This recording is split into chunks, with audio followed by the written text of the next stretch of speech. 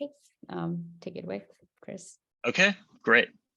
So I just want to say, I am such a big fan of this thing, ML Collective. Like, I haven't known about it forever, but like I just heard really good things about it, and then I started watching some of like Roseanne's old talks, and I just feel like the ethos and like the vibe of ML Collective is so up my alley. Like, I like kind of the informality of it and the very open nature of it and the very inclusive nature of it.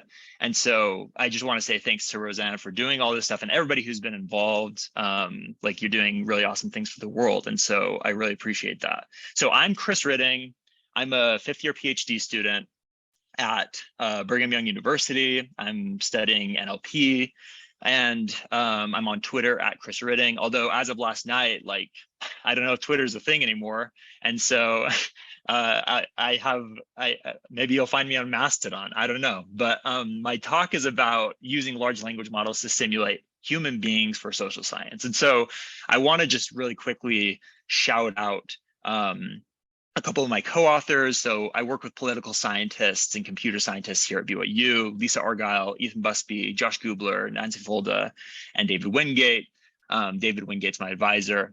And I just want to set up really quickly some goals for me and for you that hopefully I hope will have been fulfilled by the end of this talk. So I want you to walk away from this talk like haunted by this question of, can you use large language models to simulate humans, simulate their ideas, simulate their behaviors, do it in experiments and surveys and all sorts of social science contexts, or can you not? I mean, it's like, I think a lot of people in this room are probably like incredibly skeptical that you could do that.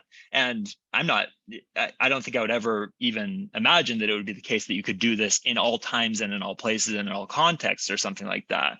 But the idea that we can do it with vote prediction, which is what this paper is about, is like really, really surprising, given that language models are trained on this like unsupervised, this really generic like next word prediction objective. And so I want you to walk away just not able to stop thinking about this, not able to stop talking about it. Of course, that's what I want. And I want me to get some new friends, hopefully.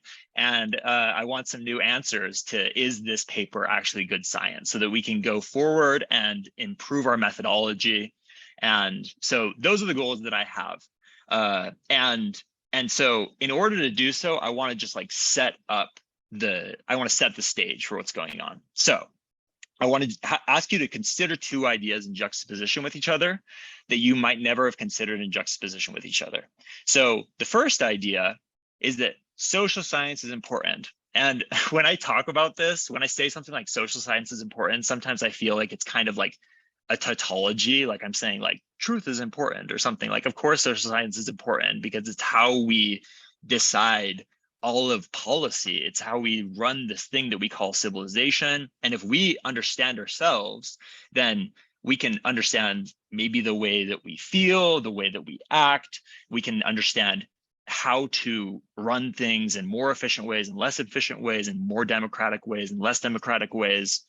And I think that social science just gets kind of a bad rap sometimes because it's like not reliable, or there's lack of replicability, or it's not like a real science. We have p-values of 0.05 instead of 0.0005 or something, whatever they have in chemistry and physics. And so, but anyways, like if you could do it well, then you can know all sorts of things about civilization and about how to steer this ship. And so I think it's absolutely important, but it's really hard because it costs a lot of money. And oftentimes the reason that social science is challenged is because we have these small data sets that are really, really expensive to gather. You have to go out, you have to knock on doors, you have to get people to comply, you have to train people to act in a certain way. And then you have to like discover what was wrong with your first study, and then you have to iterate. And so it's just like kind of a headache to do social science, but I do think it's important. And so the question is, can we make it like less expensive? Can we make it less hard? And so that's one idea. The second idea is about large language models. So large language models learn a lot about the world. over the course of their pre-training. They can talk coherently about biology and physics. And if you ask them about what a neutrino is, they can talk to you about it. If you ask them about what an amoeba is, they can talk to you about it. If you ask them about world history, they can talk to you about it. Not only can they give you a lot of information about the world, but they can give you a lot of information about how specific people would act in conversation or how specific people would write. And so it can, a large language model can channel many, many different personas. And so if you pass in the phrase, I am a supporter of Black Lives Matter, and I think that Donald Trump is, you're going to get one completion if you generate text on top of that. And if alternatively you pass to the language model, I am a Proud Boy, and I think Donald Trump is, you're going to get a very different answer to that question. And you're going to get a very different generation. And so large language models have learned all this stuff, presumably from their pre-training corpus. And they learn, as we know, all these pathological biases. Not to say that a Proud Boy or a supporter of Black Lives Matter is a pathological bias, but it's well documented that large language models reflect all of these sexism, racism, all sorts of toxicity that it learns from the internet. And one interesting thing about algorithmic bias is that it's almost been treated as if it's like a uniform property of the model, which I would argue that it's not, because the language model is conditional. And depending on what I mean, like these two examples that I just gave, depending on the prompt, there will be very different biases that emerge in the completion. And so given that they're conditional, and given that the algorithmic bias might be very, very multifaceted, I start to ask, well, what if we can actually leverage that algorithmic bias? Because rightfully so, in a lot of chat contexts or in a lot of deployment contexts, you want this algorithmic bias not to be a thing, because you don't want, you know, if you have somebody chatting, if you have some kid that's never met a Muslim chatting with his GPT-3 chatbot, and GPT-3 goes off about how Muslims are terrorists or something, that's going to be bad for the kid, because he's going to get this idea that Muslims are terrorists. And we understandably want to quash that kind of algorithmic bias in that context. But when you're studying people, maybe you don't want to be talking to somebody who's a racist and make them unable to talk about racism, because that's the thing that you are studying in them. And so you would actually want them to be able to talk about racism if you were talking to a human being. And if a language model could simulate human beings, and you wanted to study a simulated version of a human being, then you'd want a language model to be able to reflect what it actually learned from the people that it's reading from on the internet, wouldn't you? And so basically, there are these two ideas that get mashed into this big idea that is this paper. We want this paper to kind of be like the seminal version of this idea, or the introduction of this idea into some field of using language models, leveraging their algorithmic bias for use in social science, so that you can then much more cheaply and much more quickly and much more easily talk to a lot more people, and iterate better on surveys, and ask more questions of people, and conduct more experiments to do these things like de-radicalization, or to do these things like bridging divides between polarized groups of people in general. I just want to ask really quickly, Roseanne, should I be like pausing for questions here and again, or will people just like chime in if they have questions? Up to you. And you can let people chime in if you want, but if you can also set structural breaks. Okay. So I'm wondering if anybody has any questions at this point, because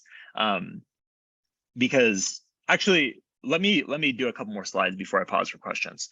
So this is the idea.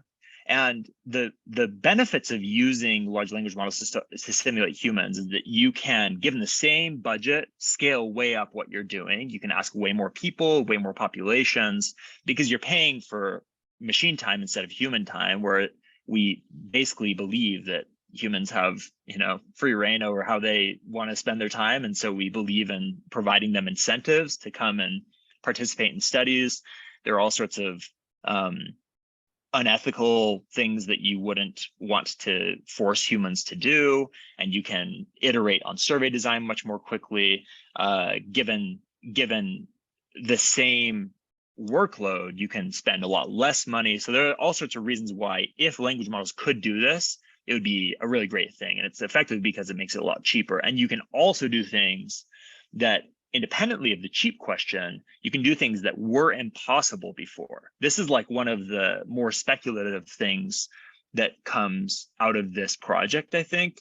But like, consider if you could simulate whoever you want. That includes populations that are hard to reach right now. So like, famously, undocumented immigrants are hard to reach by social scientists because they're afraid of the consequences. Or you have people who are really skeptical of science that don't want to interface with researchers. You have this desirability bias problem where people will basically pretend like they have no problems with them because they want to say something that's socially desirable. And so very seldom do people admit to being racist in surveys. But like, these are all populations that we know exist that we would want to survey, but we don't have a way to do it now. But you could also simulate prospective populations. Like, imagine if there was a massive demographic shift in some country that you were curious about the demographic shift in, and then you could ask that population questions given that demographic shift by amping up the number of some ethnicity in that country, or ramping down the number of some religion in that country. And you could also ask maybe about, you could talk to a prospective population that was in 2027, 3 years down the road from Donald Trump's second term, or 3 years down the road from Joe Biden's second term. So there's all sorts of exploration that you can do with these language models that you couldn't do otherwise. And that's a really interesting question that we have coming out of this. And I just want to flag post that, yes, this is all incredibly fraught. We fully acknowledge that. And the basic stance that we've taken is that language models are distributed enough and easy enough to train, relatively, that many of them are just outright open source, and just like the weights can be downloaded. And many other of them are hosted by people with, less or more stringent policies than an OpenAI, for example, and can be used kind of for whatever. And there's not a lot of oversight. There's not a lot of regulation. And additionally, if you have the compute and you have the money, then you can just like train a new one, because you can access Common Crawl as well as OpenAI can. So our stance is kind of, rather than just Chris. see this. Yeah. There's some questions. I raised my hand, and there's also a question in the chat. Sorry for the interruption. Okay, yeah. I was actually going to break for questions right after this slide. So Okay. that's basically our stance on the ethics, which I am, I'm not an ethicist, and neither are any of my colleagues. But we acknowledge that there are ethical questions. So at this point, before we get into like the question of whether language models can even do this, because that's the brunt of what I want to talk about, I'd love to take questions now. Sorry to ignore your hand earlier. No worries.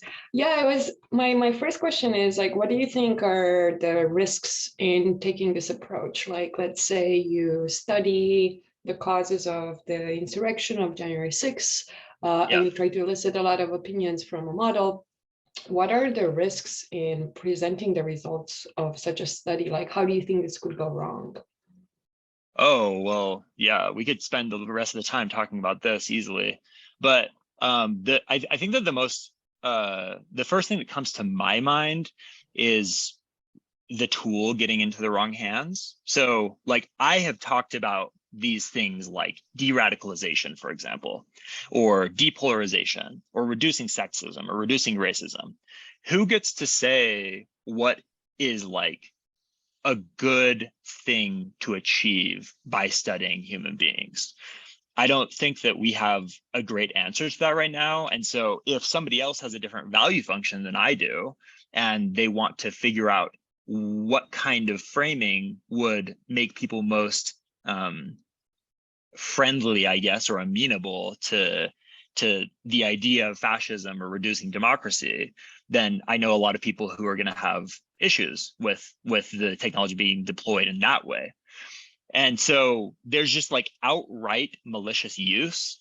And then I would say that there's also a danger of drawing wrongful conclusions. So like with machine learning in general, you always have the problem of like, is this interpolation? Is this extrapolation? Like by definition, machine learning is being performed on some example that you've never seen it do before. And so you always have this question of whether it's going to be able to generalize well.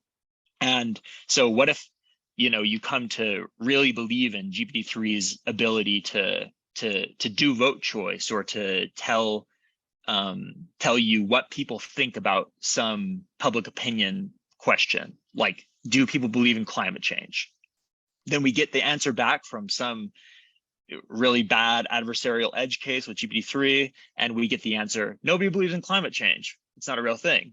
And then that would lead you to presumably like not do anything about climate change because you took that as like a vote from the people, when you wouldn't have gotten that same result if you'd gone out and talked to people. So there are like malicious cases, and then they're just like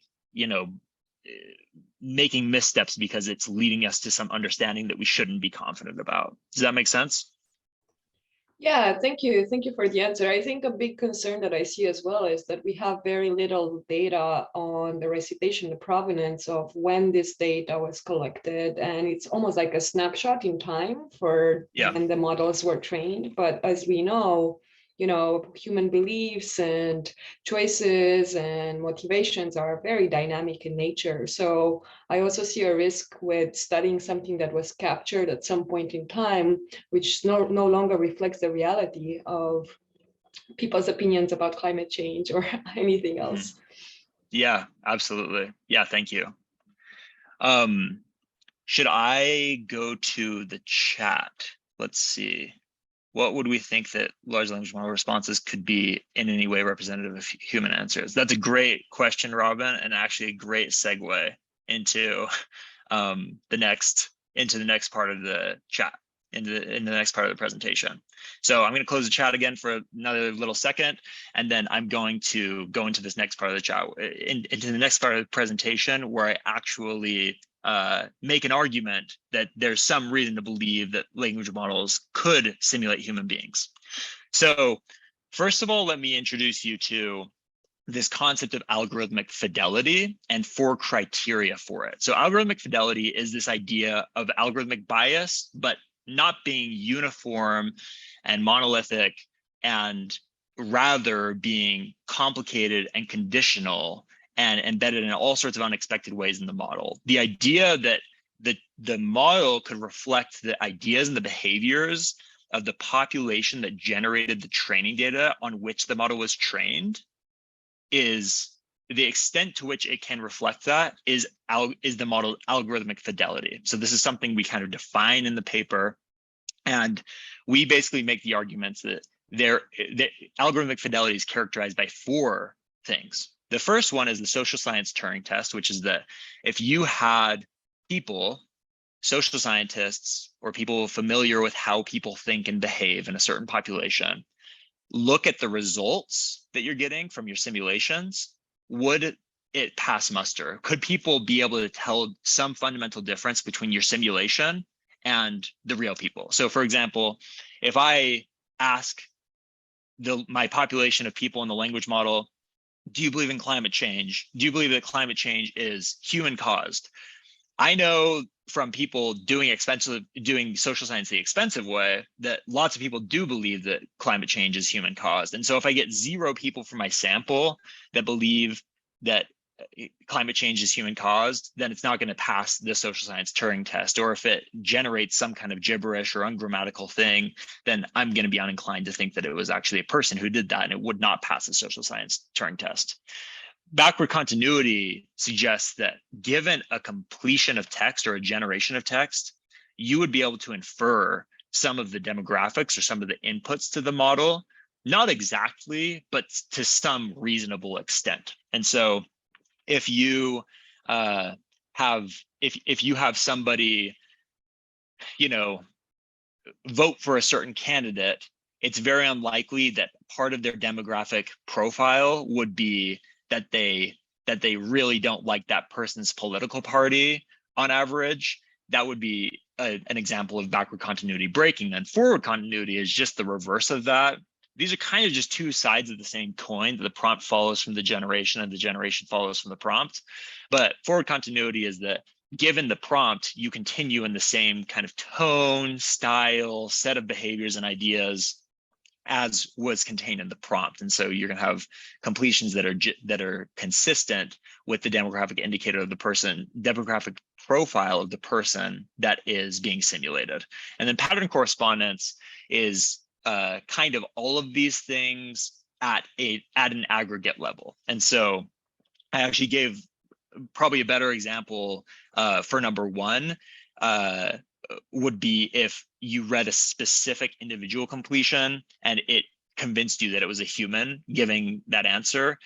The pattern correspondence is about things in the aggregate. How well do the statistics of your simulation match up with the statistics of the real world? And so we designed 3 studies to look at these 4 aspects of algorithmic fidelity. And we try to get these 3 studies to be of a different nature, of a different task type, so that we can, given that we're kind of constrained to this, we've constrained ourselves to this domain of public opinion and political partisanship. We want to get at different aspects of that or different angles of that so that we can make some argument about robustness. So study 1, we examined free-form partisan text generation. Study 2, we do vote prediction. Study 3, we ask some questions in a closed-ended way and look at complex correlations in human data. I'm going to open the chat really quickly and just make sure that. Okay, great. So looks like we're ready to move on to the next part of the presentation where I describe what these actual studies are. Okay, so study 1, the free-form partisan text. We base this study on this data set from Rothschild et al. 2019 that's called pigeonholing partisans. And so basically what you do is what they did is they went to a bunch of survey respondents who spanned the ideological spectrum, so conservative all the way over to liberal. And they had those people describe Republicans and Democrats in 4 words. And so what this looks like is you have somebody describing a Democrat with one set of 4 words and describing a Republican with a different set of 4 words. And so here, the black text is the demographic profile of the person doing the describing.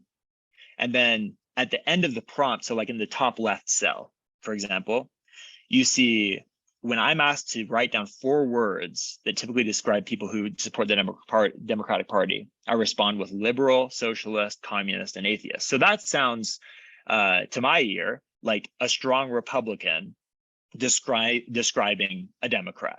And the way that strong Democrats would describe Republicans is very different than that, but it's also kind of got this negative tincture. So ignorant, racist, in the bottom right cell, this is found ignorant, racist, misogynist, and homophobic. And Democrats describe themselves in a different way that's not so maybe disparaging or stigmatized: liberal, young, female, poor. And then Republicans would describe themselves maybe using the words conservative, male, white, Christian. So these are sampled. These are sampled words that we generated with GPT-3, but you observe this same kind of dynamic in the pigeonholing partisans data. And so we wondered, well, if you do this simulation en masse, do you have the simulated Republicans and the simulated Democrats describing themselves and each other in similar ways in simulation as happened in real life? And so we asked this question to a bunch of coders that we hired. we generate the text first, and we're interested ultimately in whether humans can tell the difference between the lists in terms of party identification. So whether the coder humans can look at the list and say, oh, that a Republican wrote that, or a Democrat wrote that, and whether they can assess whether the text was positive or not, whether it was extreme or not, whether it described traits or groups or ideas. So traits would be like, those people are stupid, or those people are really kind. Groups would be like, those people are Black people, or those people are communists.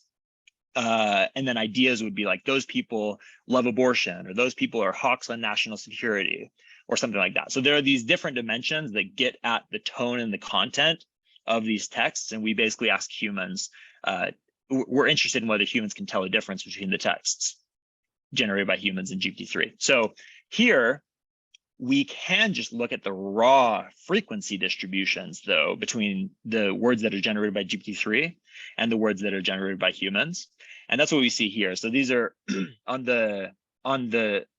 we basically have a group of words that are most commonly used to describe Democrats by real people, and an analogous list for Republicans. And then this bubble plot shows for every column, which is a different ideology. So you have extremely C, meaning extremely conservative, all the way down to extremely L, meaning extremely liberal. How often does a person of that demographic profile use the words in that column? And so the most common word that GPT-3 and humans use to describe Democrats is liberal. And the most common word that humans and GPT-3 use to describe Republicans is conservative. And you can kind of see a dropping off of mass in a comparable gradient for both humans and GPT-3. So GPT-3 is the light blue circles here. Humans are the dark blue circles.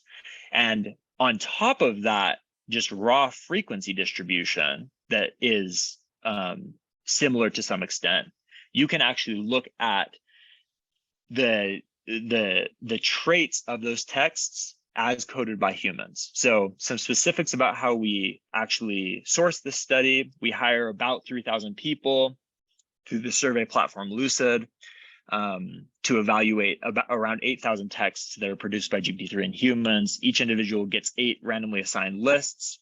And I don't think that I think it's probably beyond the scope of this talk to get into the technical details of how we came up with these predicted proportion of texts, but I will just say that we control for the demographic background of the coders and the people who generated the text using a fixed effects model to come up with a predicted proportion of texts along these various dimensions. And we find that the results for GPT-3 and humans are really, really comparable. And so in the subplot A on the top, we have basically the predicted proportion of texts for extremely conservative people describing the Republicans on the very left. And we see this gradient of positivity decreasing as liberalness increases and conservativeness decreases. And the light blue line reflects this proportion for GPT-3, and the dark blue line reflects this proportion for humans. Really close match between them. You see the opposite happening with Democrats. Conservative people describe Democrats in a less positive way, and liberal people describe Democrats in a more positive way. And you have the same thing happening with extremity, where the GPT-3 gradient and the human gradient kind of match each other. But when you don't break this out by ideology, when you just look at the whole group, we look at the average predicted proportion in the bottom figure, and people are able to predict the correct political ID, which chance is 33% because we include independent as a category here, around 50% of the time for humans, or around 55-60% of the time for humans, and around 55% of the time or 50% for GPT-3. And we see the same thing kind of for positivity, for extremity, traits, issues, and groups, just that there is this high level of similarity where people can't tell a difference between the GPT-3 lists and the human lists in terms of all of these attributes of the text.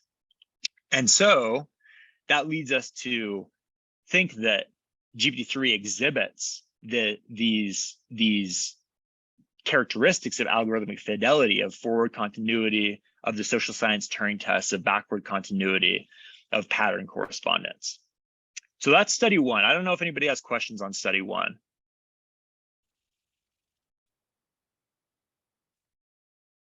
So if nobody has questions on study one, I'm going to jump ahead to study two. Study two treats vote prediction. We basically have this data set called the American National Election Studies Survey, which is a really popular, high quality, representative sample of people in America that's used pretty heavily by political scientists and social scientists, where they will ask as a representative sample of people about their race, about their gender, about their stances on climate change, about their stances on abortion, about who they voted for in a given presidential election. So we have such a survey for the years 2012, 2016, and 2020, which coincided with presidential elections. I think that they only happen every 4 years. I guess I'm not entirely sure on that, but I think they only happen 4 years. And we simulate the votes of these individuals by conditioning GPT-3 on their demographics and ending the prompt with the following phrase: in the whatever year we're talking about, 2012, 2016, or 2020 presidential election, I voted for. So what do these prompts look like in real life? What do we actually pass to GPT-3? This is what we pass to GPT-3. So we have a bunch of voters. Here we have an example of 6 different respondents in the ANES. And we have on the very top line, somebody who's white, who likes to discuss politics, who's a strong Republican, who attends church. We take all of this raw data and we pump it into a natural language prompt. And then we end the natural language prompt with, in the 2016 presidential election, I voted for. And so we treat this as a simulation of who this person in the ANES, described in the ANES, would have voted for. And we have who that person voted for as ground truth, but we've obviously held it out in this specific natural language prompt. And this person, according to the simulated version of the simulated version of him in GPT-3, would vote for Trump with 96% accuracy. On the other end of the spectrum, let's go down to the bottom row. Racially, I am Black. I never discuss politics with my family or friends. Politically, I'm a strong Democrat. So a pretty different individual from the first individual. This person, according to the silicon sample, as we call it in the paper, would vote for Trump with an 11% accuracy, or sorry, 11% certainty.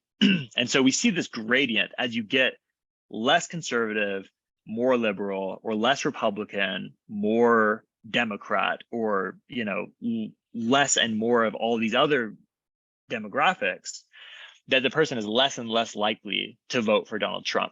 And so basically we do this across the entire ANES, not just for these 6 people, but for all 3,000 some odd people in the ANES. And we look at how the simulations that we conduct correlate and agree with the results of the actual human data.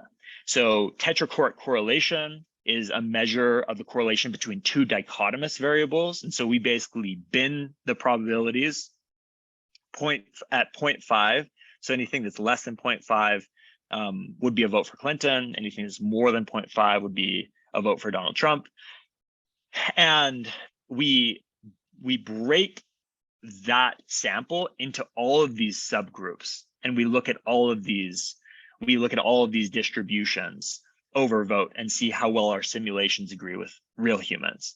And the level of agreement is really quite striking in a lot of cases. So we look at men, we look at women, strong partisans down to weak partisans and leaners. We look at all different ideologies. We look at white people, Black people, Hispanic people, churchgoers, non-churchgoers, old people, young people.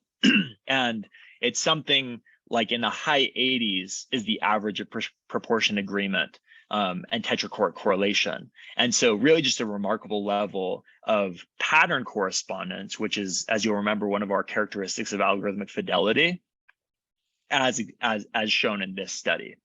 And so just reminding ourselves again, this is a really surprising phenomenon, given that the language model is pre-trained on a general objective. I mean, you can imagine a lot of people on Reddit talking about Republicans and Democrats in their own demographic profile, but and so that might explain part of study one or something, but to be able to predict vote in this way is really pretty surprising to us. So a couple questions. What about people who didn't vote? That is a good question. And it's true, we don't have data for that. I will just put a pin in that, which is, like I said earlier, one of the really exciting questions coming out of this work is like, well, we already had data for this. And so what does this actually mean? I mean, we want to establish some level of algorithmic fidelity before we were to ever find out something that we didn't already have data for with GPT-3.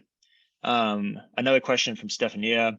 What is your hypothesis for why independent correlation rates are so low? Oh, this is a great question. I think this points to one of the limitations of the study, actually, or the approach.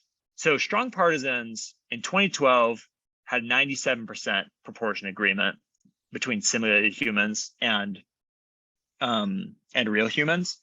And the same thing holds in 2016 and in 2020.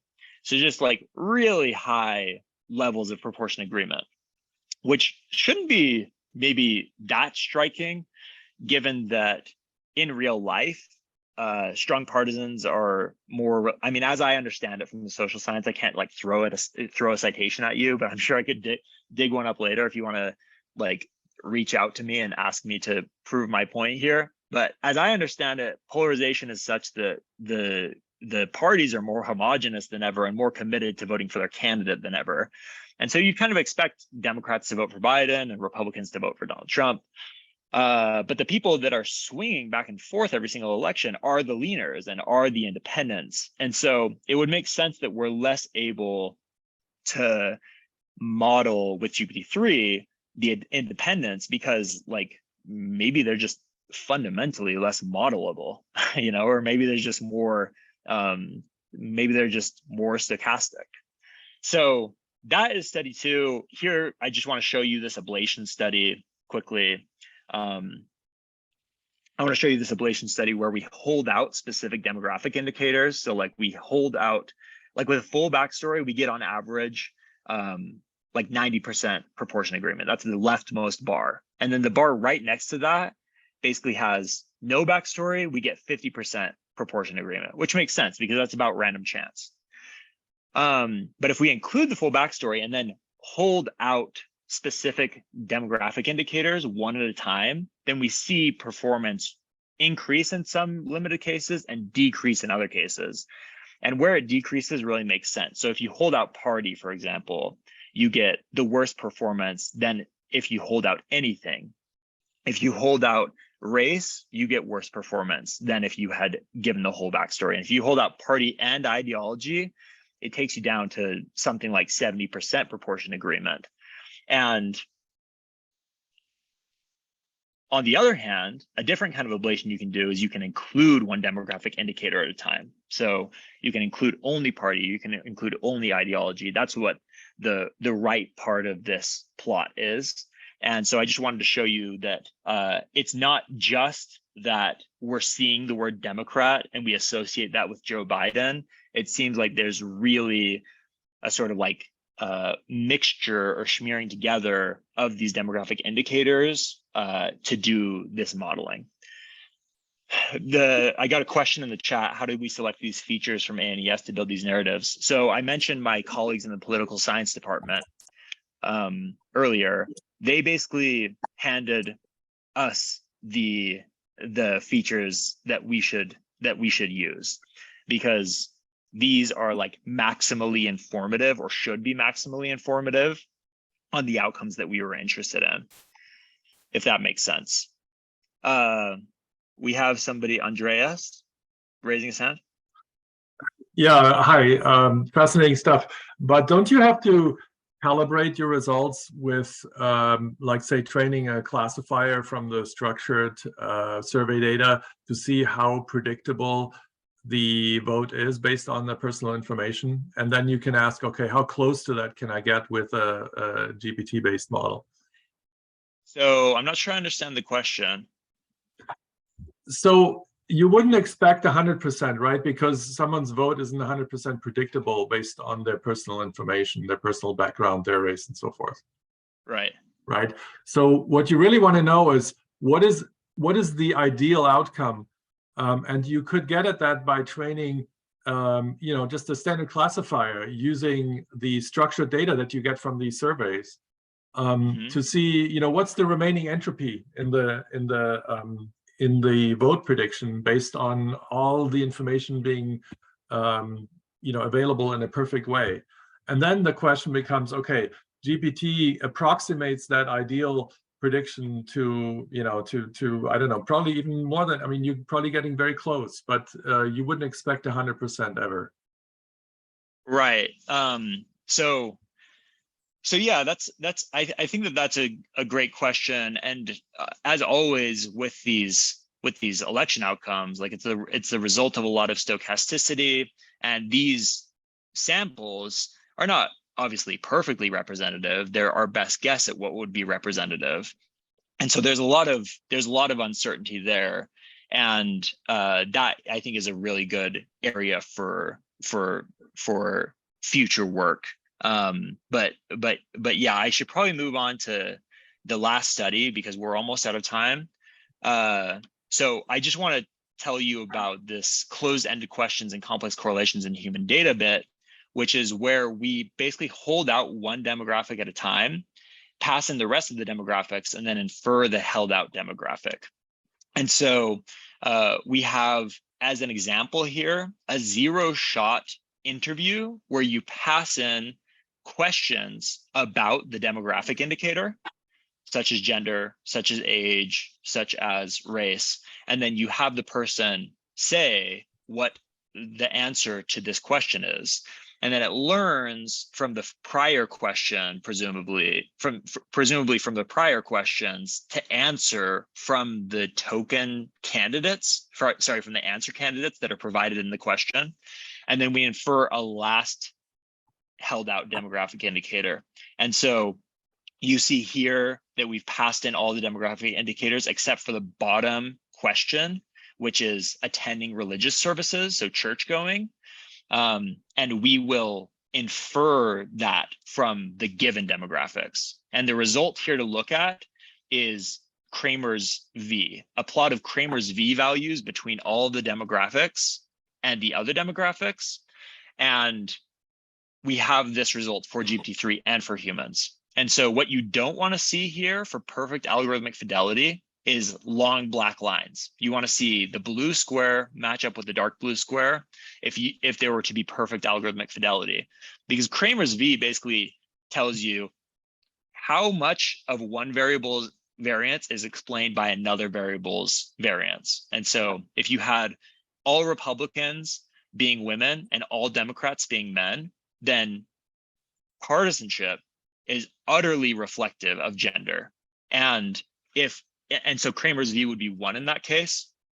And if you have a different kind of statistic where the Democrats are half men, half women, and the Republicans are half men and half women, then the Kramer's V for between partisanship and gender is going to be 0, because you can't tell anything about gender given somebody's partisanship. And so there are a couple of examples here where, I would say that most of these examples are pretty close, and then there are a few notable deltas between the GPT-3 stuff and the human stuff.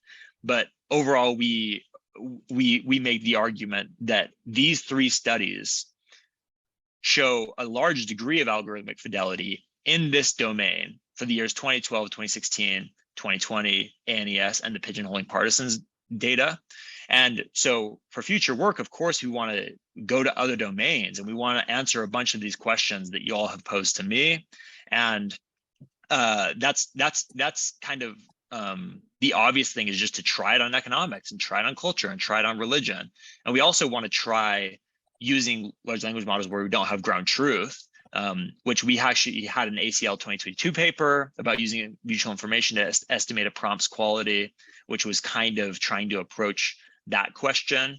And we also want to do a lot of other things, using language models for social science, using it for social good. So we can use it to generate theories about racism and sexism. We can use it to try persuasive interventions of some sorts. We can try it to iterate on surveys. We have this idea of opening the black box and looking at activations inside the language model. We have a lot of different ideas, and I feel like I should probably give a little more time for questions at the very end. A little more time for questions at the very end before we wrap up. I guess we have 1 minute left. I guess I should probably just wrap up, tell you, thank you so much for having me. Thank you for your questions and for listening. I'm sorry I didn't get to all of them. I'm happy to stick around and chat. I don't know what the norm is, Roseanne, for sticking around and chatting, but please connect with me on Twitter. I'm at Chris Rytting, or email me any questions. I'm chrisrytting@byu.edu. And like I said at the beginning, maybe I should be on Mastodon instead of Twitter. Maybe Twitter's dead. I don't know. So yeah, Roseanne, should I hand the time back to you? Yeah, and usually we open up for questions and see how many questions and people want to speak up. We can also stop recording, so people probably are more likely to say things.